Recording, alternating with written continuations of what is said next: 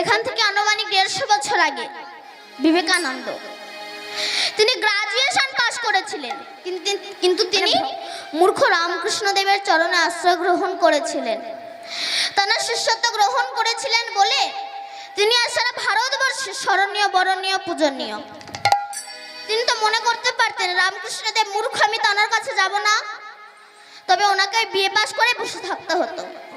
কিন্তু উনি অহংকার মঞ্চে না বসে রামকৃষ্ণ পরমহংসদেবের সঙ্গ করেছিল বলে আজ তিনি সারা ভারতবর্ষে স্মরণীয়, বরণীয় এবং পূজনীয় হয়ে আছেন।